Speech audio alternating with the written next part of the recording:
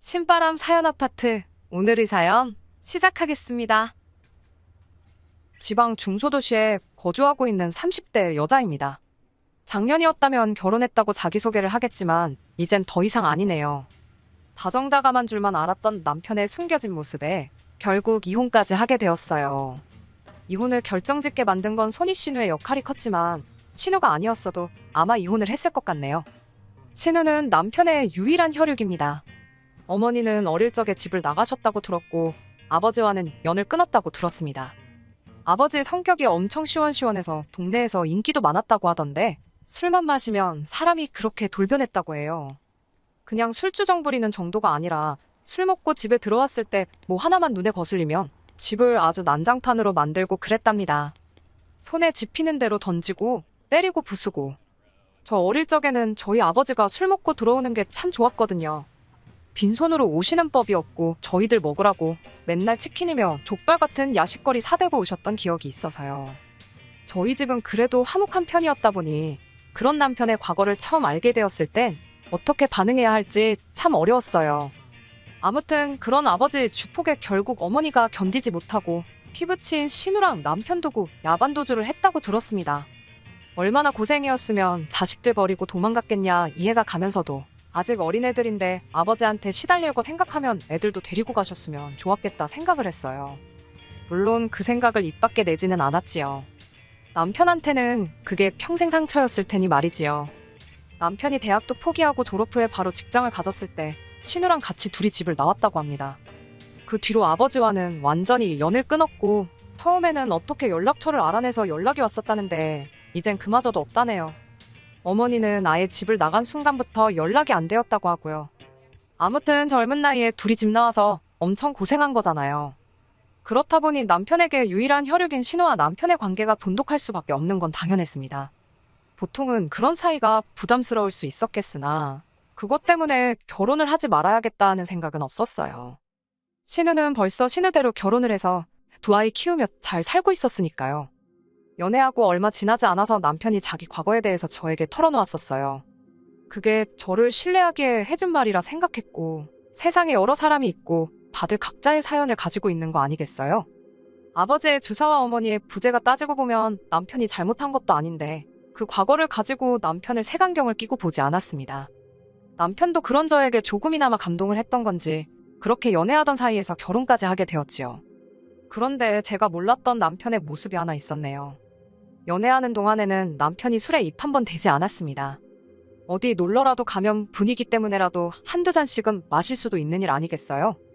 저도 주당은 아니지만 술은 어느 정도 즐기는 편이었거든요. 맛있는 음식에는 맛있는 술이 따라온다잖아요. 어디 괜찮은 거 먹으러 가면 취하지 않게 적당히 한두 잔 마시고 그랬어요. 하지만 남편은 정말 술이라고는 입에도 대지 않았어요. 저 혼자만 마시자니 좀 그래서 몇 번 권한 적도 있는데 한사코 거절하면서 정말 한 방울도 제 앞에서 마시는 모습 보인 적이 없던 사람입니다. 심지어 저희 부모님께 인사드리러 갔던 자리에서도 저희 아버지께서 권하는 술도 안 마셨던 사람이에요.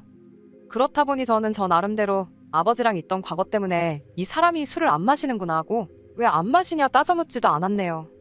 술 안 마신다고 해서 나쁠 거 하나 없잖아요. 그런데 술을 입에 대지도 않는 사람이라 생각했던 남편이 알고 보니 술을 엄청 즐기는 사람이었습니다. 그냥 저랑만 안 마시는 거였어요. 결혼 후에 한 달도 채 지나지 않아서 회사에서 회식이 있었다며 코가 삐뚤어지게 마시고 비틀거리며 들어오는 남편을 봤을 땐 정말이지 멘붕이 와서 뭐라 말로 표현할 수도 없었네요. 이렇게 술을 좋아하는 사람이면 왜 여태껏 제 앞에서 술 한 잔 마시지 않았을까 싶다가 남편이 제 앞에선 억지로 그 좋아하는 술을 참고 있었다는 사실을 알게 되었네요. 제 말이라면 죽는 신용까지는 아니더라도 무조건 하는 척이라도 하는 사람이었는데 술 마시고 나니 목소리도 커지고 아예 통제불능이 되더라고요.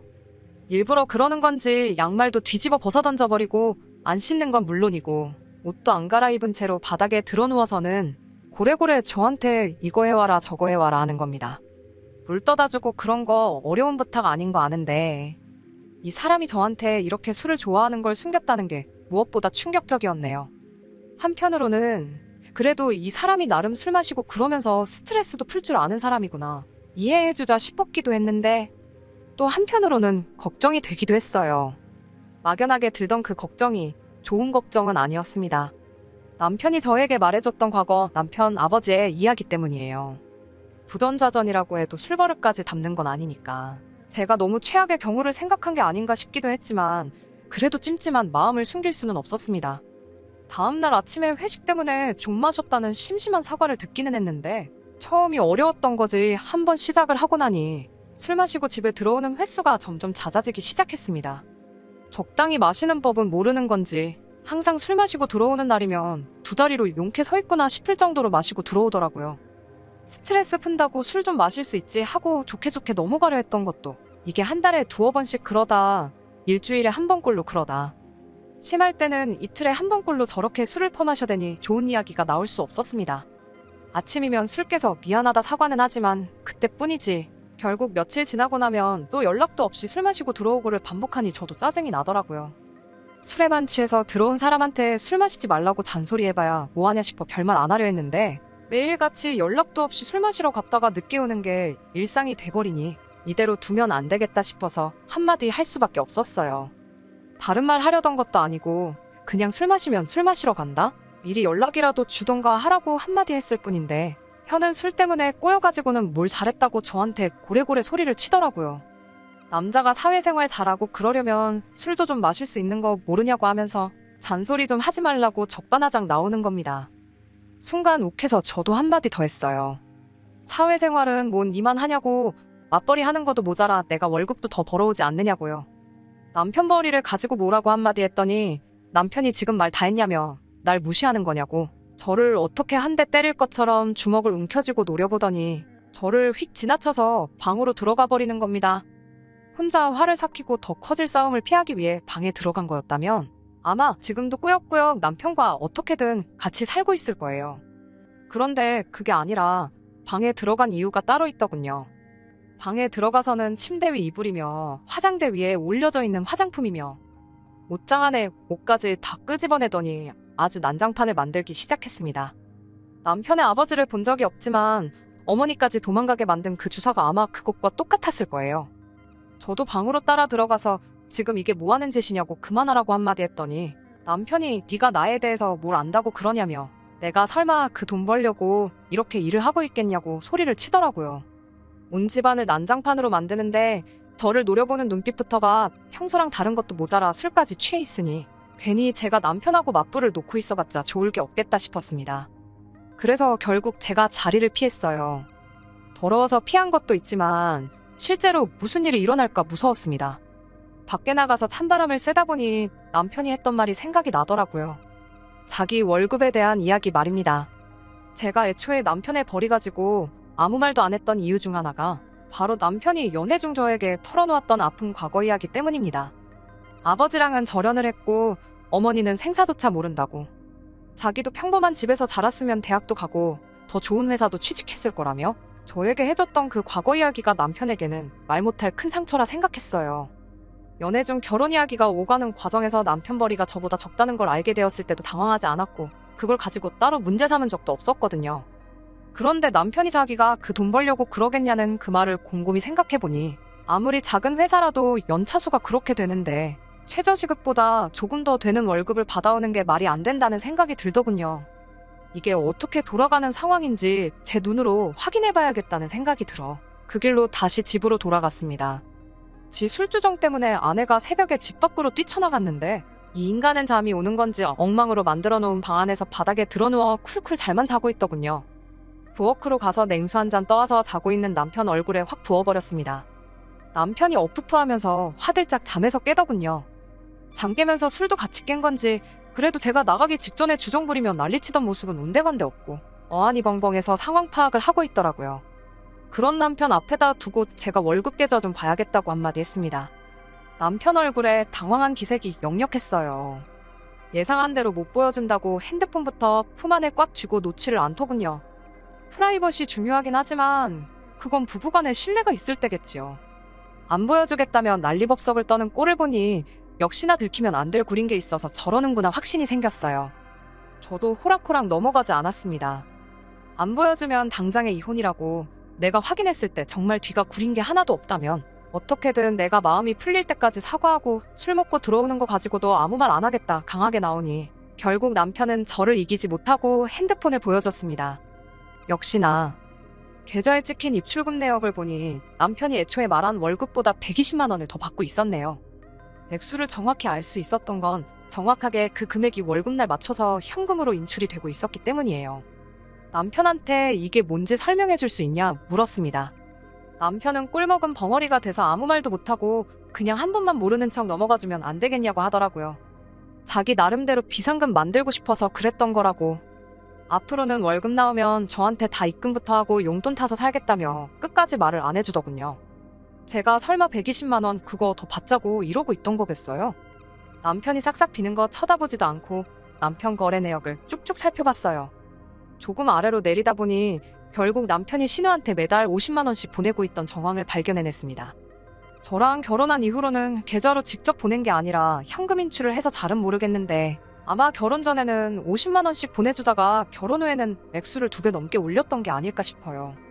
아무튼 돈이 다른 곳이 아니라 신우한테 들어가고 있다는 상황을 알게 되었으니 더 길게 말할 것도 없더라고요. 당장 신우한테 전화해서 여기로 부르라 했습니다. 남편이 우물쭈물거리면서 무작정 미안하다고만 하고 그렇게만은 하지 말아달라고 그러더라고요. 직접 전화할 생각이 없는 것 같아 보여서 그럼 내가 신우 오라고 하겠다 하고 전화기를 들었습니다. 그랬더니 남편이 벌떡 일어나서는 저를 밀치며 핸드폰을 뺐더라고요. 그 과정에서 제가 바닥에 내동댕이 쳐졌습니다. 나 모르게 얼마나 구린 일을 벌이고 다니길래 저러나 싶어서 이미 이때부터 이혼밖에는 답이 없겠구나 하는 생각이 섰던 것 같아요. 이혼하고 끝내버려도 되는 일이지만 적어도 신우한테도 한마디 퍼부어줘야지 속이 풀리겠더라고요. 그래서 남편과 몸싸움까지 불사해가며 신우한테 전화를 걸어서 누구 하나 죽어나는 꼴 보기 싫으면 당장 여기로 튀어오라고 소리를 빽빽 질렀어요. 한 30분 정도 지나니 신우가 찾아왔습니다. 신우도 아마 오는 길 내내 생각이 많았을 거예요. 그리고 제가 난리칠 일이라면 동생 결혼하고 나서도 매달 따박따박 용돈이랍시고 받아낸 거 말고는 없겠다는 생각을 했나 봅니다. 집에 오자마자 2달만 기다려주면 동생한테 결혼하고 나서 여태 받아온 돈 그대로 만들어서 돌려주겠다고 저부터 진정을 시키려 들대요. 그깟 돈 몇 푼 돌려받자고 이 야밤에 불러냈겠냐고 돈 욕심에 동생 이혼당하는 꼴 두 눈으로 지켜보라고 부른 거라고 한마디 해줬지요. 신우도 저를 말리다 못해 성질이 났는지 그깟 50만 원 하나뿐인 가족인데 좀 줄 수도 있는 거 아니겠냐. 입장 바꿔 생각해보면 저도 그렇게 했을 거라 하는 겁니다. 그리고 남자가 사회생활 하면 비상금이 필요할 때도 있는 거 아니겠냐고.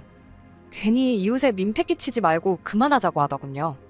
그래서 신우 불러낸다고 남편하고 몸싸움하면서 당장 멍이라도 들 것처럼 시퍼렇게 부어있는 제 팔을 보여주면서 돈뿐만 아니라 아내한테 손대는 사람을 남편이라고 데리고 살 생각 없다고 오늘 다 끝내버리겠다고 한마디 했습니다. 신우는 제 팔을 보고도 끝까지 동생 편을 들더군요. 그놈의 사회생활. 남자가 사회생활 하다 보면 술 먹고 들어올 수도 있고 스트레스가 극심하면 그럴 수도 있는 거 아니겠냐고 동생을 감싸더라고요. 아버지 주폭의 어머니는 야반도주하고 자식들마저 그런 아버지를 견디지 못해 사회인이 되자마자 영 끊고 집 나온 사람들이 할 소리냐고 바로 되받아쳤습니다. 남편이 저한테 말 다 했냐고 또 저한테 성큼성큼 다가오길래 그 길로 저도 바로 신우 머리채를 잡아채고는 한마디 했습니다. 사회생활은 뭐 니들만 하는 줄 아냐고. 나도 사회생활 하고 있고 지금 스트레스 엄청 받아서 그러는 거니 말리지 말라 그러고 신우 머리채를 쥐고 뒤흔들었어요. 남편은 그 와중에도 신우 구하겠다고 저를 밀쳐내는데 저도 저지만 그럴 때마다 신우가 머리채가 뽑혀나갈 것 같은지 아프다고 소리 지르면서 그만 좀 하라고 남편을 말리더군요. 새벽 야심한 시간에 저도 잘한 거 하나 없는 거 알아요.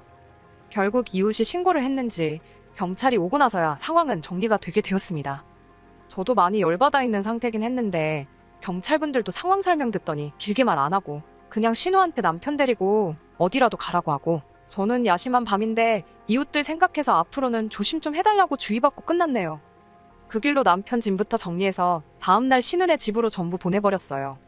신우도 결혼에 애까지 있는 집인데 그 새벽에 동생까지 들이닥치고 날이 밝자마자 짐까지 받으니 그걸 어떻게 집에 설명할 방법이 없었는지 계속 저한테 연락해서 50만 원씩 9개월치에 한 달치 더 보태서 500만 원 만들어줄 테니까 이제 그만 남편 용서해주고 둘이 알콩달콩 잘 살라는 소리만 하더라고요. 매달 120만 원씩 현금 인출이 됐는데 거기서도 끝까지 50만 원밖에 안 받은 것처럼 잡아떼는 걸 보니 기가 차더군요. 그 돈이 필요해서 그런 거 아니고 빠른 시일 내로 이혼 서류 만들어서 보낼 테니 시간 끌지 말고 동생 설득해서 도장이나 찍어 놓으라고 하고 말았습니다. 그리고 몇 달 전에 완전히 남편과는 법적으로도 쫑이 나게 되었네요. 이혼 과정에서 이래저래 스트레스가 많았는데 이제는 속이 다 후련합니다. 신우 말 맞다나 하나뿐인 혈육이나 마찬가지인데 누나한테 용돈하라고 돈 좀 보내주는 거 이해할 수 있어요. 신우도 결혼해서 가정 꾸리고 남편이 벌어주는 생활비로 애 둘 키우며 잘 살고 있으면서 동생한테까지 매달 따박따박 돈을 받아간다는 게 도무지 제 머리로는 이해가 되지는 않지만 그래도 남편이 저한테 결혼 전부터 솔직하게 말해줬다면 어떻게든 이해해보려고 노력했을 수도 있을 것 같습니다. 하지만 술은 다시 생각해볼 문제라고 생각해요. 일로 받는 스트레스 당연히 술로 풀 수 있는 부분이지만 당장 술 때문에 어머니 도망가게 만든 아버지를 욕하고 결국엔 0까지 끄는 남편이었는데 당장 자기 자신도 그런 아버지와 다를 게 없다는 걸 알고는 있을까요? 반성하며 사는 것까진 바라지 않지만 이제 두 번 다시 제 인생에 나타나주지 않았으면 하는 바람입니다. 끝까지 들어주셔서 감사합니다. 오늘의 사연은 여기까지입니다. 구독과 좋아요, 알람 설정 부탁드리고 더 좋은 사연으로 다시 찾아뵙겠습니다. 감사합니다. 감사합니다. 감사합니다.